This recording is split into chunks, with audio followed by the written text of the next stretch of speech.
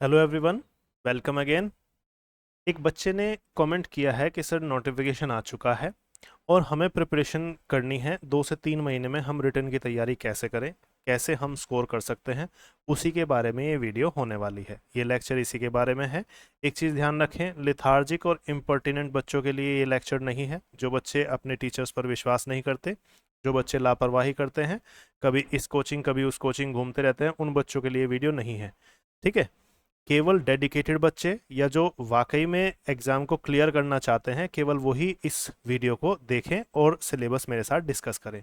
देखो, जो हमारा नोटिफिकेशन आया था उसकी ये एक क्लिप है। हमने नोटिफिकेशन कंप्लीट भी एक लेक्चर में पढ़ा था। ठीक है, आज मैं केवल सिलेबस के बारे में डिस्कस करने वाला हूँ कि कैसे इसको तैयार करना है हमें। देखो, सबसे पहले आती है रीजनिंग, जो कि 50 क्वेश्चंस हैं, 50 मार्क्स हैं। फिर आती है जीएस, 50 क्वेश्चंस हैं, 50 मार्क्स हैं। और फिर आती है English language, 100 questions, 100 marks total. अगर हम देखें तो टोटल 200 क्वेश्चंस और 200 मार्क्स इसमें पूछे जाएं। क्वेश्चन जो है आपको 2 आवर्स के अंदर सारे के सारे सोल्व करने हैं। ठीक, मैं डिटेल्ड जो व्यू बताऊंगा वो इंग्लिश के बारे में बताऊंगा, क्योंकि मैं इंग्लिश ही पढ़ाता हूँ। ठीक है, हमारी ये ऐप है करियर कैब, आप प्ले स्टोर से डाउनलोड भी कर सकते हो इसको, और वहाँ पर मेरा कोर्स भी पड़ा हुआ है, इसे सब्सक्राइब कर सकते हो। ठीक है। अब देखो, ये जो कोर्स मेरा है यहाँ पर इस एप्लीकेशन पर पड़ा हुआ है, 6 मंथ्स की इसकी वैलिडिटी है। बट 2 से 3 महीने में मैं इस कोर्स को पूरा करा दूंगा। ठीक, इस चीज़ का ध्यान रखना है, और फिर उसके 2 से 3 महीने में आप रिवाइज भी कर सकते हैं। सबसे पहले बात आती है रीजनिंग की। रीजनिंग के बारे में एक बात ध्यान रखना। अच्छा, सिलेबस को डिस्कस करूं तो उसमें सबसे पहले एक बात देखो, स्टूडेंट्स का लेवल क्या होता है। एक स्टूडेंट का लेवल ये होता है कि वो बिल्कुल ज़ीरो से शुरू करता है, और एक स्टूडेंट का लेवल ये होता है कि उसको बेसिक्स आते हैं। ठीक है। और एक स्टूडेंट का लेवल ये होता है कि वो स्कोर भी कर रहा है। ठीक है, थोड़ा थोड़ा स्कोर वो करने लगा है अब। तो तीनों जो बच्चे हैं, एक चीज़ मैं क्लियर बताता हूँ। अगर तुम ये जानते हो कि हाँ, मैंने फॉर्म भर दिया और मुझे एग्ज़ाम में बैठना है, लेकिन लेवल मेरा ज़ीरो है, तो उस बच्चे के लिए मेरी सलाह है कि कोर्स वगैरह पूरा करें। देखो, एक टीचर की एबिलिटी होती है, एक टीचर इस चीज़ में कैपेबल होता है कि वो आपको एक चैप्टर एक दिन में भी करा सकता है। लेकिन बच्चा अगर खुद से पूछे कि क्या मैं सच में एक दिन में एक चैप्टर ग्रैस्प कर सकता हूँ, उसे अच्छे से पढ़ सकता हूँ, तो वो खुद ही आंसर दे देगा कि ऐसा नहीं हो सकता है। माइंड की एक कैपेसिटी होती है, एक लिमिट होती है। माइंड अनलिमिटेड कैपेसिटी वाला होता है, लेकिन केवल एक ही दिशा में। अगर इसे अलग अलग जगह भटकाओगे तो ये कुछ नहीं कर पाएगा, बेकार साबित होगा। ठीक। तो ऐसे केस में जो बच्चा बिल्कुल जीरो से स्टार्ट कर रहा है, जिसे ये नहीं पता है कि मैं डू कहाँ पर यूज़ करूँ, जिसे ये नहीं पता कि मैं डज कहाँ पर यूज़ करूँ, जिसे ये नहीं पता है कि दैट कहाँ पर आएगा, विच कहाँ पर आएगा, हु कहाँ पर आएगा, हुम कहाँ पर आएगा, तो देखो मैं एक बात बताता हूँ। वो बच्चा पेपर अटेम्प्ट करने तो ज़रूर जाए, अगर वो इस एग्ज़ाम के बारे में सीरियस है, या एसएससी के या बैंक के आईएएस पीसीएस के किसी भी एग्ज़ाम के बारे में सीरियस है। एग्ज़ाम में तो ज़रूर बैठो। एग्ज़ाम में बैठना है, देखना है, ऑब्जर्व करना है सारी चीज़ों को। ठीक है। और एग्जाम में बैठने के बाद आपको ये देखना है कि आप क्या टाइम के अंदर अटेम्प्ट कर भी पा रहे हैं, या फिर आप सारे क्वेश्चन देख ही नहीं पा रहे। तो वो बच्चे तो इस लेवल पर जाएं। अगर वो ये सोच रहे हैं कि मैं ज़ीरो पर हूँ और मैं 2 से 3 महीने में सारा कुछ तैयार कर लूँगा और सब कुछ मेरा अच्छा हो जाएगा और मैं सिलेक्शन ले लूँगा, तो देखो, मैं इस तरीके से झूठ नहीं बोलने वाला हूँ तुमसे। सिलेक्शन के चांसेस ना के बराबर हैं। लाखों कैंडिडेट्स हैं, और लाखों कैंडिडेट्स में से कुछ हज़ार का सिलेक्शन होने वाला है, 1-2 हज़ार का। तो जो बच्चे डेडिकेटेड होते हैं उनके ही सिलेक्शन के चांसेस नहीं होते, तो जो बच्चे लापरवाह हैं उनका तो सिलेक्शन कहाँ से होगा। या जो बच्चे बिल्कुल नए आए हैं कंपटीशन में, उनका सिलेक्शन चांसेस नहीं है। क्लियर बोल रहा हूँ, साफ वर्ड्स में बोल रहा हूँ, डीमोटिवेट नहीं कर रहा हूँ, लेकिन तुम्हें एक बात बता रहा हूँ कि डेडिकेशन की ज़रूरत है, क्योंकि एक से एक धुरंधर बैठा हुआ है। ठीक है, जो आपको बीट करने को तैयार है। अगर एक बच्चा, एक बात साफ सीधी सी समझना, इसे आप मोटिवेशन क्लास भी समझ सकते हो, क्योंकि आज कैसे सिलेबस 2 से 3 महीने के अंदर तैयार करना है, और किन बच्चों को तैयार करना चाहिए, किन बच्चों को दूर रहना चाहिए, और किन बच्चों को किस पर्पज से एग्जाम में बैठना चाहिए, इसके बारे में आज हम बात करने वाले हैं। ठीक है। तो मैं तुमसे क्या कह रहा था, मैं तुमसे ये कह रहा हूं कि इमेजिन करो कि इंग्लिश के 100 क्वेश्चंस हैं, और आपको टाइम मिला है इसके लिए 1 घंटा, 1 आवर मिला है। तो यहाँ पर दो बच्चे बैठते हैं, देखो ध्यान से देखना।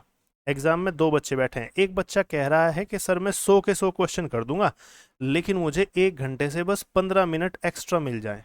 15 मिनट प्लस प्लस मिल जाए तो मैं पूरे के पूरे 100 क्वेश्चन कर दूंगा, या मैं कर देता। पेपर में बैठने के बाद बच्चे बोलते हैं कि सर 15 मिनट और एक्स्ट्रा मिल जाते, मैं कर देता।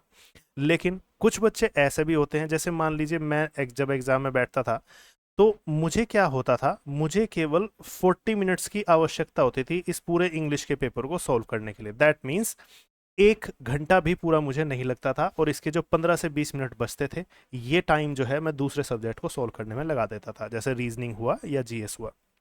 यार जीएस के लिए तो आप आधा घंटा बचा सकते हैं। मेरा कहना सिंपल सा है, जो एक बच्चा डेडिकेटेड होगा वो 15 से 20 मिनट में जीएस अपने फिनिश कर लेगा, और रीजनिंग को आप खूब टाइम दो। रीजनिंग के लिए कम से कम 40 to 45 मिनट्स अपने बचाओ, और इंग्लिश भी आपकी 50 मिनट्स के अंदर हो जानी चाहिए। देखो वैसे अगर हम एवरेज लगाएं तो 1 घंटा आपके सामने निकल के आता है कि इंग्लिश को हमें 1 घंटा मिल जाएगा, बट मेरा कहना यह है कि आपको 1 घंटे से कम समय में करनी चाहिए। अब ये 1 घंटे से कम समय में करेगा कौन, ये बात समझो। एक बच्चा तो ये है जो कह रहा है कि सर 15 मिनट और मिल जाए तो मैं सारा कर दूं। ये बच्चा कौन है जो 15 मिनट मांग रहा है? ये बच्चा वो है जिसकी ग्रामर पूरी हो चुकी है, जिसकी वोकैबुलरी अच्छी आती है, जिसको, ये वो बच्चा है। ये बच्चा प्रैक्टिस तो अच्छी कर चुका है, लेकिन इसने डेली प्रैक्टिस सेट्स का रूटीन अप्लाई नहीं किया। मैं हमेशा कहता हूं कि सिलेक्शन कभी भी ग्रामर का या बेसिक बैच परचेज करने वाला बच्चा या बेसिक बैच को बार बार रिवाइज करने वाला बच्चा सिलेक्शन नहीं देता। ये मैं बार बार कहता हूँ। कारण सिंपल है, जब तक आप डेली प्रैक्टिस सेट्स नहीं लगाएंगे। एडवांस बैचेज में बोलता हूँ ना कि हम प्रैक्टिस सेट्स जैसे एसएससी स्टेनो के हैं या कुछ भी हैं, ठीक है, वो हमें ज़रूर करने हैं। तो जैसे 100 के अराउंड हम प्रैक्टिस सेट्स का अगर रूटीन बनाएं, एक तो ये होता है कि हाँ हम प्रैक्टिस सेट्स ऊपर ऊपर से देख रहे हैं कि भाई हमने अटेम्प्ट करके देख लिया, हमें ये पता लग गया कि भाई हाँ हमारे 100 में से इतने नंबर आ रहे हैं, ये वाली सारी चीज़ें। एक चीज़ दूसरी होती है। दूसरी क्या चीज़ है? दूसरी ये चीज़ है कि 100 प्रैक्टिस सेट्स में या जितने भी हम प्रैक्टिस सेट्स अटेम्प्ट करते हैं, उन प्रैक्टिस सेट्स में हम ये भी देखें कि एक एक क्वेश्चन का वर्ड मीनिंग क्या है, एक एक क्वेश्चन, एक एक सेंटेंस का सोल्यूशन क्या है, उसका हिंदी मीनिंग क्या निकल के आ रहा है, उसका सेंस क्या है। दैट मीन्स हम एक एक चीज़ पर कमांड करें, एक एक चीज़ पर वर्क करें। अब इसके लिए क्या स्ट्रैटेजी अपनानी होती है? इसके लिए ये स्ट्रैटेजी अपनानी होती है कि जब भी आप कोई प्रैक्टिस सेट करें, चाहे वो 25 मार्क्स का हो, जैसे CGL CHSL वगैरह के प्री के होते हैं, ठीक है, CPO या स्टेनो के 50 नंबर के 100 नंबर के होते हैं, या फिर मेंस के होते हैं CGL या CPO के जो 200 मार्क्स के भी होते हैं, जिसमें 200 क्वेश्चंस आते हैं। उनमें आपको ये करना है, पहले तो आप पूरे के पूरे सेट को लगा करके, जैसे आपने अलार्म क्लॉक लगाई 30 मिनट्स की 50 क्वेश्चंस के लिए, अगर 100 क्वेश्चंस का आप सेट ले रहे हो तो उसके लिए आप 1 आवर लगा लो। अलार्म क्लॉक लगा करके पहले आप ये देख लो कि इन 30 मिनट्स में आप कितने क्वेश्चन अटेम्प्ट कर पा रहे हो। जैसे इमेजिन करो कि सोचो कि 50 क्वेश्चंस थे तो आपको लगे 20 मिनट्स, तो आप सही जा रहे हैं, तो आपका स्कोर बन सकता है, आपका सिलेक्शन के पूरे पूरे चांसेस हैं। लेकिन अगर आप ये कह रहे हैं कि सर 50 क्वेश्चन के लिए तो मुझे 5 मिनट और चाहिए थी, 30 मिनट्स में पूरा पढ़ नहीं पाया, या तो मेरा पैसेज छूट गया, या फिर ये वाला क्वेश्चन छूट गया, या फिर ये वाला क्वेश्चन छूट गया, तो वहां पर आपके सिलेक्शन के चांसेस कम होते हैं। क्योंकि मैं फिर से कह रहा हूं, एक से एक एक्सपर्ट बैठा हुआ है जो कुर्सी पर जा करके बैठेगा और आपकी कुर्सी छीनने को तैयार है। ठीक, तो आपको लापरवाही तो बिल्कुल नहीं करनी। मैं बार बार इस बात को कह रहा हूं, लापरवाह बच्चों के लिए कंपटीशन बिल्कुल नहीं है। जिन बच्चों के पास समय है, जिन बच्चों के पास पेशेंस है, जो बच्चे डेडिकेटेड हैं, और जो बच्चे किसी टीचर के गाइडेंस में या फिर अपने आप ही रेगुलर चलने की कैपेसिटी रखते हैं, केवल वही बच्चे कंपटीशन में एंटर करें। अदरवाइज यहाँ आपके लिए कोई जगह नहीं है। ठीक है, अब ध्यान दें, हमने क्या किया, हमने पहले ये देख लिया कि हमारे सेट में हमें कितना समय लगता है। ये हमारा डेली का रूटीन होना चाहिए। इसमें आधा घंटा लग जाएगा, 1 घंटा लग जाएगा, जो भी आप करें। अब सारी प्रिपरेशन यहीं पर ही खत्म नहीं हो जाती। प्रिपरेशन में आपको ये भी करना है कि जो आपने सेट अटेम्प्ट करके देख लिया फटाफट आधे घंटे में या 1 घंटे में, जितने भी क्वेश्चन का था वो, उसके अकॉर्डिंग आपको टाइम लगाना है। सेट तो करके देख लिया, अब उसके एक एक क्वेश्चन पर वर्क करना है। ठीक है, अब उस एक एक क्वेश्चन पर वर्क करने में कुछ बच्चों को तो 1 घंटा लग जाएगा, कुछ बच्चों को 2 घंटे लगेंगे। मैं एक बात सिंपल सी कहूंगा, एक सब्जेक्ट को, क्योंकि टाइम मैनेजमेंट आपने पूछी है, आपने टाइम टेबल पूछा है कि सर कैसे तैयार करना है, तो मैं तुम्हें एक बात बता रहा हूँ, एक सब्जेक्ट को 1 से 2 आवर्स ही देने हैं। इससे ज़्यादा एक सब्जेक्ट को मत दिया करो, ठीक है, नहीं तो परेशान रहोगे। और अगर आपको लगता है कि इससे भी ज़्यादा समय लग रहा है मुझे, और कम समय है और ज़्यादा तैयारी करनी पड़ रही है, तो देखो ऐसे में आप अगर प्रेशर में पड़ोगे तो वो चीज़ फ़ायदा नहीं देती है। जो काम रिलैक्स्ड माइंड से तरीके से किया जाता है, सही गाइडेंस के साथ किया जाता है, वही लाइफ में फ़ायदा देता है, अदरवाइज वो परेशान करके जाता है, आपकी हेल्थ ख़राब करके जाता है। तो ऐसा नहीं करना है। आपको क्या करना है, 1 से 2 घंटे देने हैं। जैसे मान लो आपने 1 घंटा प्रैक्टिस सेट्स को अटेम्प्ट करने में देख लिया कि भाई मेरे कितने क्वेश्चन कितने टाइम में अटेम्प्ट हो रहे हैं। एक बात मैं क्लियर कह रहा हूँ, अगर टाइम ज़्यादा लग रहा है आपको 1 घंटे से 100 क्वेश्चन के लिए, या तो फिर 200 क्वेश्चन के लिए 2 घंटे ज़्यादा समय लग रहा है, तो मैं ये बात कहूँगा कि आप अभी इतने अच्छे लेवल पे तैयार नहीं हो जितना होना चाहिए। आपका पेपर हमेशा जितना टाइम अलॉटेड होता है, जैसे मान लीजिए 2 घंटे अलॉटेड है, तो इस टाइम पे आपको 2 घंटे से 5 से 10 मिनट पहले आपको सेट फिनिश करने की कैपेसिटी में आना है। अगर इतनी कैपेसिटी नहीं है तो फिर चांसेस फेल होने के होते हैं। ठीक है, ये बात देखना। अब आगे बढ़ते हैं। 1 घंटा आपने अटेम्प्ट कर लिया, और 1 घंटा जो अगला है आप उसमें क्या करेंगे, उस सेट पे वर्क करेंगे। ठीक है, इतना ही आपको काम करना है। और अगर आप सेट की स्टेज पर अभी आए ही नहीं हैं, अगर आप कहते हैं सर हमारा बेसिक खराब है, तो मैं तुम्हें कहता हूं कि बेसिक को साथ साथ करो। अगर आपको 2 से 3 महीने के अंदर ही इस एग्जाम को क्लियर करना है, तो बेसिक साथ साथ करो, प्रैक्टिस सेट एक साथ करो। अगर तुम ये सोच रहे हो कि हम तो ग्रामर का बैच पहले कर लेंगे, रीजनिंग के बेसिक का बैच पहले कर लेंगे, जीएस के बेसिक का बैच पहले कर लेंगे और सेट बाद में कर लेंगे, तो ऐसे सिलेक्शन नहीं होने वाला है। सेट आपको अभी से लगाने पड़ेंगे क्योंकि समय कम है। ठीक है, तो प्रैक्टिस सेट लगाओ। और मैंने आपको बताया ओवरऑल कैसे भी 1 से 2 घंटे में अपना सब्जेक्ट मैनेज करो। एक बात और आती है कि सब्जेक्ट प्रिपेयर करने हैं 3। ठीक है, रीजनिंग, जीएस और इंग्लिश। रीजनिंग, जीएस और इंग्लिश, इन तीनों सब्जेक्ट को प्रिपेयर करने के लिए मैं तुम्हें बताता हूँ। एक चीज़ कर सकते हैं हम कि टोटल 6 to 8 आवर्स डेली का स्केड्यूल बना सकते हैं। मैंने आपको बता दिया पहली चीज क्या करनी है, बेसिक और प्रैक्टिस सेट्स दोनों एक साथ कवर करने हैं। अगर आप प्रैक्टिस सेट नहीं लगा रहे हैं तो सिलेक्शन के चांसेस कम है। साफ साफ बोल रहा हूं मैं, लापरवाही मत करना। फिर तुम बस, अगर तुम्हें इससे भी ज़्यादा समय लगता है तो फिर तुम बस पेपर को ये देखने के लिए जाओ कि भाई हम कितने अटेम्प्ट कर पा रहे हैं, क्या कर पा रहे हैं। अगर ये सोच करके जाओगे कि इस बार ही मेरा क्लियर होना चाहिए, तो देखो प्रेशर के अलावा कुछ हाथ नहीं लगेगा, चिंता के अलावा कुछ हाथ नहीं लगेगा। नतीजा क्या होगा, करना कुछ और चाह रहे हो, घर पे फैमिली मेंबर्स और भी होते हैं, वो आपको 2 काम बताते हैं, आप परेशान होते हैं, गुस्से में चिढ़ के जवाब देते हैं। नतीजा क्या होता है, आपके फैमिली मेंबर्स आपको एक टैग दे करके छोड़ दें कि ये छोड़ देते हैं कि ये तो चिड़ा रहता है या ये चिड़ी रहती है और इसके साथ बात करने का कोई फ़ायदा नहीं। फिर आपको सब अकेले रहने का करार दे देते हैं और कहते हैं इसे ऐसे ही छोड़ दो। नतीजा क्या होता है, आपको गुस्सैल प्राणी बता करके एक तरफा अलग फेंक दिया जाता है घर में। आपसे या तो कोई बात करता नहीं है, या फिर करता है तो फिर आप उल्टा जवाब देते हैं। ये काम क्यों होता है, क्योंकि आप प्रेशर लिमिट से ज़्यादा ले रहे हैं। देखो, फैमिली के काम भी सारे फिनिश करने हैं और अपनी स्टडीज़ को भी मैनेज करना है। अगर आप 24 घंटे में से 1 से 2 घंटे अपनी फैमिली के काम में दे देंगे तो उसमें कुछ प्रॉब्लम नहीं होने वाली है। ठीक है, सबके प्यारे रहेंगे, अदरवाइज सब आपसे चिढ़ने लगेंगे। ठीक, तो ऐसा नहीं करना है। मैं कहता हूँ कि 24 घंटे में 6 to 8 आवर्स ही पढ़ाई करो, और इसको भी टुकड़ों में मैनेज करो, है ना। जैसे मान लीजिए आप सुबह को 5 AM उठते हैं।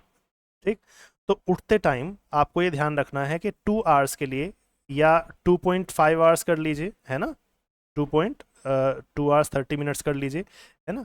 इतना अगर आप कर लेंगे तो इसमें आपका कोई भी एक सब्जेक्ट मैनेज हो जाएगा, उसमें एक प्रैक्टिस सेट भी हो जाएगा और उसमें उस प्रैक्टिस सेट का एनालाइजेशन भी हो जाएगा। अगर इससे ज़्यादा समय जाता है तो एक काम करो, उस प्रैक्टिस सेट्स के कुछ क्वेश्चन कट के जहां पर आपका टाइम फिनिश हो जाता है वहीं पर उस प्रैक्टिस सेट को रोक दो, टिक करके छोड़ दो, वो नेक्स्ट डे सॉल्व कर लो उसे। ठीक है, इस तरीके से करो, लेकिन टाइम अपना बिगड़ने मत दो। ठीक, और जो आपका, जैसे आपका स्लीपिंग टाइम होता है, जैसे मान लीजिए रात के 10 बजे है। ठीक है, देखो जिनका टाइम है रात को 12 बजे 1 बजे सो रहे हैं, जिनको जो सुबह को 8 बजे 9 बजे उठ रहे हैं, जिनका कोई शेड्यूल ही नहीं है, जो रनिंग नहीं करते, जो जिम नहीं करते, जो अपनी फिजिक पर ध्यान नहीं देते, अपनी हेल्थ पर ध्यान नहीं देते, ठीक है, उनके लिए तो मैं ये शेड्यूल बता ही नहीं रहा हूँ। ठीक है, क्योंकि आपको पता है या नहीं पता है, लेकिन कुछ हम अगर थोड़ा सा भी स्पिरिचुअल लेवल पे चलें तो सुबह को 5 बजे या 6 बजे मॉर्निंग सन के जो हॉरिजन पर सन होता है, रेड कलर का दिखाई देता है, उसको उसको देखना, उससे विश करना, उसे जल देना, ये सारी चीज़ें अगर आप करेंगे तो ये ऐसी चीज़ें होती हैं जो आपके साथ एक दिव्य सपोर्ट भी जोड़ती हैं, है ना। वो भी चीज़ आपको हेल्प करती है जिससे आप पूरे दिन चार्ज रहते हैं। कोई भी बच्चा ऐसा देखना जिनका सोने का, खाने का या फिर उठने का कोई स्केड्यूल नहीं होता है, वो बच्चे स्टार्टिंग में तो आपको ऐसे लगेंगे जैसे हाँ भाई बहुत ज़्यादा पढ़ रहे हैं, या फिर आप उनके रूम को जा करके देखोगे तो रूम पर सारे मैप्स और पोस्टर्स लगे हुए हैं, आप ये भी सोचेंगे कि हाँ बहुत पढ़ाकू लड़का है या लड़की है। ऐसा नहीं होता है, जो दिखता है वैसा होता नहीं है। आपके स्केड्यूल के ऊपर सारी बात होती है, आपको स्केड्यूल अपना मैनेज करना होगा। अगर आपका उल्टा सीधा टाइम है तो देखो आपके शरीर में एक बायो क्लॉक होती है जो आपको कुछ भी नहीं करने देगी, क्योंकि वो एक आदत में आती है धीरे धीरे कोई काम करते हुए। अगर आपने आदत गलत टाइम सोने की, गलत टाइम उठने की डाल ली, तो फिर आपका किसी और चीज़ का शेड्यूल भी नहीं बनेगा। नतीजा, आपका परिवार और आपके सभी स्वजन आपसे दूर होने लगेंगे। तो ऐसा नहीं करना जिससे सब आपसे दूर होने लगे, जिससे आप परेशान होने लगे, आप चिड़े चिड़े से रहने लगे। ये काम बिल्कुल नहीं करना। सही टाइम पे सारे काम करो, ठीक है। 7 to 8 आवर्स की नींद प्रॉपर लो। कोई बच्चे ऐसे कहते हैं ना कि हम तो हाँ 24 घंटे में से 12 घंटे पढ़ते हैं, सब बकवास है। कुछ नहीं होता है, उसी में बच्चों के कपड़े भी धुलते हैं, उसी में बर्तन भी मांजे जाते हैं, उसी में खाना भी बनाया जाता है, सब कुछ मिक्स करके वो अपने टाइम को जोड़ लेते हैं, हमारा इतना टाइम स्टडी का। लेकिन सच बात ये है कि माइंड जो है आपका, वो 7 to 8 आवर्स ही किसी एक चीज़ को 24 आवर्स में झेल सकता है। इससे ज़्यादा पढ़ोगे, इससे ज़्यादा कोई काम करोगे, दूसरा भी कोई काम करोगे, तो देखो सिस्टम में वायरस आना है, और फिर वायरस आ गया तो आप डिमोटिवेट हो जाओगे, आप थका थका महसूस करोगे। नतीजा क्या होगा? नतीजा आपको किसी ना किसी मोटिवेशनल वीडियो को देखना होगा, तब जा करके आप 2 कदम बढ़ने के लायक होंगे, है ना। ये तो तरीका बिल्कुल ठीक नहीं है। मोटिवेशन अंदर से आना चाहिए, बाहर से मोटिवेशन लेकर के क्या फ़ायदा है? आपको आपके टीचर ने थोड़ा सा गाइड कर दिया, इतना मोटिवेशन बहुत होता है। बार बार आप मोटिवेशनल वीडियोज़ क्यों देखेंगे? ठीक है, तो इस चीज़ का ध्यान रखना है। तरीके से सारे काम करने हैं, उल्टा सीधा कोई काम नहीं करना, तभी जा करके आप आगे बढ़ेंगे। खैर, आगे बढ़ते हैं। हमने कहा कि सुबह को उठ करके टाइम से आपको 2 से ढाई घंटे में एक सब्जेक्ट अपना फिनिश करना है। और सोने से पहले, जैसे मान लीजिए आप रात को 9 बजे या 10 बजे सोने जा रहे हैं, ठीक है, 7 PM से आप फिर से कमर कस लीजिए, ठीक है। यहाँ पर बीच में 3 आवर्स का गैप आता है, तो इस 3 आवर्स के बीच में आप दूसरा कोई सब्जेक्ट या उसके प्रैक्टिस सेट्स कवर कर लीजिए। इस तरीके से करें। और एक टुकड़ा 2 आवर्स का दिन में किसी भी टाइम दीजिए। इससे आप ये नोटिस करेंगे कि आपका पूरा दिन बच गया, ठीक है। बीच में 2 घंटे के लिए, जैसे मान लीजिए आपने इस 2 घंटे में क्या करेंगे, आप रीजनिंग कवर कर लीजिए। रीजनिंग का एक प्रैक्टिस सेट भी हो जाएगा और बेसिक क्लास भी हो जाएगी। रात को आप जीएस कवर कर लीजिए। इसमें स्टैटिक जी के आपने पढ़ ली, इसमें आपने जो प्रीवियस क्वेश्चन पूछे जा रहे हैं, जो प्रीवियस ईयर्स की बुक्स आती है क्वेश्चंस की, कलेक्टेड क्वेश्चंस की, उन बुक्स को पढ़ लिया। तो 2 to 3 आवर्स बहुत होते हैं अकॉर्डिंग टू मी जीएस को पढ़ने के लिए, और 2 to 3 आवर्स ही इंग्लिश के लिए काफ़ी हैं, और 2 घंटे में रीजनिंग कवर हो जाएगी। आप देखें, आपके 6 से 8 घंटे ये ऐसे कवर हो जाएंगे, सुबह को किसी को पता चलने से पहले आपने अपना काम कर लिया। शाम को सोने से पहले, जब तक सुबह को सब उठते हैं उससे पहले आप अपना एक सब्जेक्ट फिनिश करते हैं, तो आधा माइंड तो तभी रिलैक्स हो जाएगा कि हाँ मेरा आधा शेड्यूल तो फिनिश हो चुका है, ठीक है। फिर उसके बाद 2-4 काम करें, घर के काम करें या अपने इंजॉयमेंट के लिए कोई काम करें। आपको कोई चीज़ अच्छी लगती है, आपको सॉन्ग्स गुनगुनाना अच्छा लगता है, आपको डांस अच्छा लगता है, कुछ और काम करें, ठीक है। लाइफ को मैनेज करके चलो, ठीक से अच्छे से मैनेज करके चलो, क्योंकि हमारा अल्टीमेट एम यही है, हम टाइम मैनेज करना सीख रहे हैं। प्रैक्टिस सेट में भी हम क्या कर रहे हैं, टाइम मैनेज करना ही सीख रहे हैं कि हमारे 1 घंटे के अंदर, 2 घंटे के अंदर सारे क्वेश्चन सोल्व हो जाएं। तो टाइम मैनेजमेंट की आदत केवल पेपर में नहीं, हर चीज़ में डालो, हर जगह अपने आप को मैनेज करो, ठीक। तो ये तो हुए आवर्स की डिटेल्स कि 2 से 3 घंटे के टुकड़ों में 2-3 टुकड़े बांट लो अपने 24 घंटे में। इससे आपके पास दूसरे कामों का भी खूब समय रहेगा और आपके सारे सब्जेक्ट्स भी मैनेज होंगे, ठीक। 2 से 3 घंटे एक सब्जेक्ट, ऐसे मैनेज करके चलो। और प्रैक्टिस सेट मैंने बता दिया। 2 तरीके से आपको लेकर के चलना है स्केड्यूल को। कैसे करोगे? एक तो बेसिक उसमें मैनेज करना है, एक एडवांस उसमें मैनेज करना है। उसी 3 घंटे के अंदर, उसी 2 से 3 घंटे के अंदर आपको अपनी क्लास भी मैनेज करनी है। रिकॉर्डेड क्लासेस होती हैं, मान लीजिए मेरा ही कोर्स है, आप उसे ही परचेज कर लेते हैं, आपको मेरे साथ बैठना पढ़ना अच्छा लगता है तो आप उसे परचेज करते हैं, तो वो क्लासेस भी आपको उसी टाइम के अंदर मैनेज करनी है। लाइव क्लासेस के चक्कर में नहीं रहना है। लाइव क्लासेस हम वीकेंड पर भी कंडक्ट कर सकते हैं, तो ताकि आपके सारे डाउट्स वगैरह क्लियर कर लिए जाएँ, है ना। तो जो रिकॉर्डेड क्लासेस हैं उसे अपने अकॉर्डिंग देखो। जैसे मान लीजिए मैंने एक चैप्टर में 20 रूल्स के अराउंड समझाए हुए हैं, तो 20 रूल्स में से आप मैनेज कर लो कि भाई मुझे 2 दिन के अंदर ये 20 रूल फिनिश करने हैं। 10-10 रूल्स अपना वीडियोस जो हैं, छोटी छोटी वीडियोस क्लिप्स होती हैं अलग अलग रूल्स की, उन्हें फिनिश कर लिया। फिर कोई एक्सरसाइज कर ली, किसी बुक से कर ली, जो मैंने एक्सरसाइज कराई हुई हैं वो कर ली, है ना। ऐसे कर सकते हैं। तो बेसिक को आप थोड़ा कम समय दें, मैं फिर से रिपीट कर रहा हूँ, बेसिक को थोड़ा कम समय दें, एडवांस को और चीज़ों के रिवीजन को थोड़ा ज़्यादा समय दें, तभी जा कर के आप चीज़ें मैनेज कर पाएंगे। अदरवाइज आपका शेड्यूल बिगड़ते देर नहीं लगेगी, है ना, और नतीजा क्या होगा, आपका सिलेक्शन रुक जाएगा। ठीक, फिर से स्केड्यूल मैनेज करने के बारे में एक बात बता रहा हूँ। 2 to 3 आवर्स, मैक्सिमम 3 आवर्स एक सब्जेक्ट को दीजिए, एक टुकड़े में दीजिए, उसके तुरंत बाद दूसरा सब्जेक्ट मत उठाइए, है ना, ये बात ध्यान रखना है। और ऐसे ही 2 से 3 टुकड़ों में चले तो आपका सब्जेक्ट आराम से मैनेज हो जाएगा। एक बात खास ध्यान रखें, मैं तुम्हें एक बात बोल रहा हूँ, सिंपल, बहुत सिंपल सी सोचो कि मान लीजिए 10 लाख फॉर्म भरे जा चुके हैं। इस बात को खास याद रखना जो मैं तुम्हें अब बता रहा हूँ, बहुत ध्यान से सुनना, समझना इस चीज़ को। लापरवाह स्टूडेंट्स के लिए ये लेक्चर या फिर मेरा गाइडेंस बिल्कुल नहीं है। मैं फिर से बोल रहा हूँ, जो बच्चा डेडिकेटेड है केवल वो ही मेरे पास आए, वो ही मुझसे कमेंट में क्वेश्चन पूछे। जैसे ये जो क्वेश्चन था कि सर टाइम टेबल बता दो मैं कैसे मैनेज करूँ, सब्जेक्ट मैनेज नहीं हो पाते, ठीक है, तो ये बहुत जेन्युइन क्वेश्चन था, इसीलिए मैंने इस कॉमेंट पर आंसर दिया है, ये वीडियो बनाई है, लेक्चर बनाया है। क्लियर बताता हूँ, फॉर्म भरे गए हैं 10 लाख और वैकेंसीज हैं मैक्सिमम 3,000। जैसे अभी 1200-1500 के अराउंड वैकेंसी अनाउंस की गई हैं, और ये जब तक फॉर्म का फाइनल आएगा, ज्वाइनिंग लेटर आएगा, तब तक ये डबल हो चुकी होंगी। कम से कम इतना अंतर आ जाता है एसएससी स्टेनो के तैयारी के बीच, ठीक है, जब से एप्लीकेशन आई है तब सिलेक्शन तक इतना डिफरेंस आ जाएगा वैकेंसीज में। अगर तुम फिर भी इन दोनों को कैलकुलेट करो तो तुम साफ देखोगे कि 99%, 99% कह लो या 99.99% कह लो, है ना, इतना बैक्टीरिया मार दिया जाएगा। कहने का मतलब है कि गवर्नमेंट सिलेक्शन का, गवर्नमेंट जॉब सिलेक्शन का क्राइटेरिया ही यही है कि 99% बच्चे फेल होने ही हैं, ये बात तय है। तो अगर आप एक सिंपल सी बात समझे, एक कोचिंग है, एक कोचिंग में एक सिंपल सी बात समझे, कोई एक स्टूडेंट, एक बैच में कोई एक स्टूडेंट तो ऐसा होगा जिसे देख करके सब बच्चे ये कहेंगे कि हाँ भाई ये बच्चा कुछ करके रहेगा, चाहे वो लड़का हो चाहे लड़की हो, उसे देख करके सबको थोड़ा जेलस भी फील होगा, और उसे देख करके ऐसा भी लगेगा सबको कि हाँ ये बच्चा क्लियर कर जाएगा। कुछ बच्चे पॉजिटिव कमेंट करते हैं, कुछ बच्चे नेगेटिव करते हैं, लेकिन कहते कुछ ना कुछ ज़रूर हैं। ऐसे 1-2 स्टूडेंट एक कोचिंग में होते हैं, और तुम खास जानते हो कि अगर हम एक जिले की बात कर लें या फिर उसके बाद पूरे के पूरे स्टेट की बात कर लें और पूरे कंट्री की बात कर लें, क्योंकि एसएससी आप जानते हो केंद्र की जॉब है, पूरे के पूरे कंट्री से लोग इसका फॉर्म भरते हैं, ठीक है।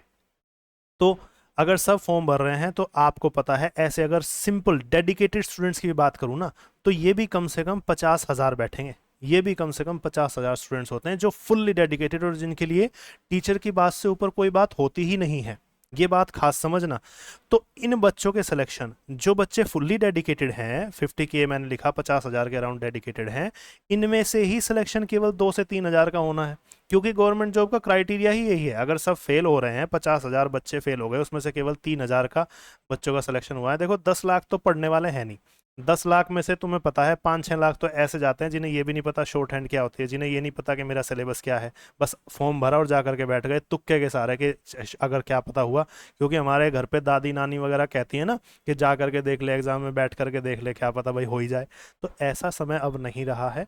जिनको पता ही नहीं है मेरा सिलेबस क्या है, मैंने तैयारी कैसे करनी है, उन बच्चों के सिलेक्शन तो भूल ही जाओ। मैंने क्या कहा, जो बच्चे डेडिकेटेड हैं उनके सिलेक्शन के चांस नहीं है। तो फिर जो बच्चे लापरवाही करते हैं, जो बच्चे अपने टीचर की बात नहीं सुनते, जो बच्चे प्रॉपर गाइडेंस के साथ, प्रॉपर टाइम टेबल के साथ पढ़ते नहीं हैं, वो बच्चे सेलेक्ट कहाँ से हो जाएंगे, उनके तो चांस ही नहीं है। इसीलिए मैंने वीडियो में पहले भी कहा था, फिर बोल रहा हूँ कि लापरवाह बच्चों के लिए तो कंपटीशन है ही नहीं। जो बच्चा डेडिकेटेड है, जिसके पेरेंट्स उसे बार बार सपोर्ट करते हैं कि बच्चे, अगर आपने कोचिंग छोड़ दी है, आपको कोचिंग पसंद नहीं आ रही है, तो टीचर बदल लो, लेकिन कोचिंग मत छोड़ो, ऐसे पेरेंट्स के जो बच्चे हैं वो बच्चे सेलेक्ट होते हैं। लेकिन जिनके पेरेंट्स ही ऐसे हैं जो बार बार कहते हैं कि बहुत हो गई कोचिंग, और कितनी कोचिंग करोगे, 1 साल 1.5 साल एक टीचर के अंडर में हुआ नहीं कि टीचर ने जहाँ पर बच्चा लेवल पे आना शुरू हुआ था, जहाँ पर टाइम मैनेज करना उसने शुरू किया था, वहीं पेरेंट्स ने जा करके ये कह दिया कि अब घर का भी कुछ काम देख लो, दुकान पर बैठो या ये करो या वो करो, उस तरह की चीज़ें कहने लगे। ऐसे पेरेंट्स भी अपने बच्चों को कामयाब नहीं होने देते। तो पेरेंटिंग पर भी मैं बहुत ध्यान देता हूँ, इसलिए ये चीज़ें बताता हूँ तुम्हें। तो मैं तुम्हें एक बात क्लियर कह रहा हूँ, डेडिकेटेड रहना है तब तो इस एग्ज़ाम की तैयारी में आगे बढ़ो। अगर तुम डेडिकेटेड ही नहीं हो तो मुझे नहीं लगता कि इस एग्ज़ाम की तैयारी का कोई फ़ायदा है। और वैसे भी हमारे पास तो 2 से 3 महीने हैं, तो हमारा तो मेन फोकस ही प्रैक्टिस सेट्स के एडवांस बैचेस पर होना चाहिए। अगर हम अभी भी ये सीखें कि डूडल्स कैसे होगा, या फिर दैट विच कहाँ लगेगा, या हु होम कहाँ लगेगा, तो फिर आपका सिलेक्शन थोड़ा ही होगा, ये तो गड़बड़ हो जाएगी। आप इतना ज़रूर कर सकते हो कि हाँ आप बेसिक और एडवांस का बैच एक साथ कर लो, लेकिन बिना एडवांस का बैच किए इस पॉइंट पे, इस टाइम पे, जब हमारे पास 2 से 3 महीने हैं, काम नहीं चलने वाला है। ठीक है, तो मेरा सिंपल कहना है, ग्रामर के चैप्टर्स या फिर रीजनिंग के चैप्टर्स या जीएस के चैप्टर्स आप बेसिक लेवल पे अलग मैनेज करके चलें, जो कि 1 से आधे घंटे के अंदर कवर हो जाने चाहिए एक पर्टिकुलर सब्जेक्ट के, और उसके बाद खास ध्यान आपको प्रैक्टिस सेट पे करना है। अदरवाइज अगर आप ध्यान नहीं देते हैं तो आपका कोई भी सिलेक्शन का चांस नहीं है। मैं फिर से कह रहा हूँ, 10 लाख फॉर्म में से केवल 3,000 बच्चों का सिलेक्शन होना है, 99% बच्चे फेल कर दिए जाएंगे, ये बात तय है, इसमें कोई डाउट ही नहीं है। तो अगर आप 1% में आना चाहते हैं या 1% से भी कम में जो बच्चे सेलेक्ट होंगे, तो भाई डेडिकेशन के अलावा, अपने टीचर की बात पर विश्वास करने के अलावा, और भरोसे और श्रद्धा के अलावा और कोई रास्ता ही नहीं है। ठीक है, डिवोटी बन करके रहो, श्रद्धावान बन करके रहो, विश्वास करके रखो, ऑप्टिमिज्म अपने अंदर रखो, तब जा करके कुछ बात आएगा। लिथार्जिक बच्चों का यहाँ पर कोई काम नहीं। ठीक, मैं इतना ही इस वीडियो में तुम्हें बताना चाहता था। बार बार किसी दूसरे से मोटिवेशन नहीं लेना, बार बार किसी के पीछे नहीं पड़ना है कि मुझे ये बता दो, मुझे वो बता दो। रास्ता खुद चुनो, खुद तैयार करो। ठीक है, ये बात खास याद रखना कि बाहर से मोटिवेशन बार बार चाहिए, इसका मतलब आपका कुछ ना कुछ शेड्यूल में गड़बड़ है, या आपके आसपास के माहौल में कुछ गड़बड़ है, या आपकी सोच गड़बड़ा रही है। मोटिवेशन चाहिए नहीं होता अगर आपका रास्ता सही है और आप खुल करके मज़े से अपने काम को एंजॉय कर रहे हो। ठीक है, तो मैं तुम्हें बेस्ट लक विश करता हूँ तुम्हारे एग्जाम की प्रिपरेशन के लिए। मेरी तरफ से इतना ही है इस लेक्चर में। और कोई चीज़ और कोई जेन्युइन क्वेश्चन जो तुम्हारा है, वो तुम परेशान ना हो, आराम से बेझिझक कमेंट बॉक्स में पूछो। ठीक है, विश्वास करोगे तो मैं तुम्हें पढ़ा सकूंगा, कोई टीचर तुम्हें पढ़ा सकेगा, आगे बढ़ा सकेगा। लेकिन अगर तुम विश्वास नहीं करते तो देखो, कोई भी हाथ जुड़वा लो, कुछ नहीं होने वाला, कोई भी टीचर तुम्हें पास नहीं कर सकता। अभी एक बच्चे का रीसेंट कमेंट मेरी वीडियो में आया था, मैंने एक वीडियो बनाई थी कि मैं 95+ मार्क्स पर रहता हूँ और अपने बच्चे से उम्मीद करता हूँ कि 80 मार्क्स तो उसके आए, कम से कम 80% से ऊपर, 80, 85, 90 के अराउंड उसके मार्क्स आए। ठीक है, तो बच्चे ने मुझे ही कमेंट कर दिया, मुझ पर ही क्वेश्चन कर दिया कि आपके 95 कैसे आ गए। ठीक है, आपका तो शेड्यूल ही गलत है, अपना स्कोर कार्ड दिखाओ। तो देखो, अगर आपके अंदर विश्वास नहीं है तो भूल जाओ, यहाँ पर आने की कोई ज़रूरत है ही नहीं। ठीक है, चलिए आज के लिए इतना ही रखते हैं।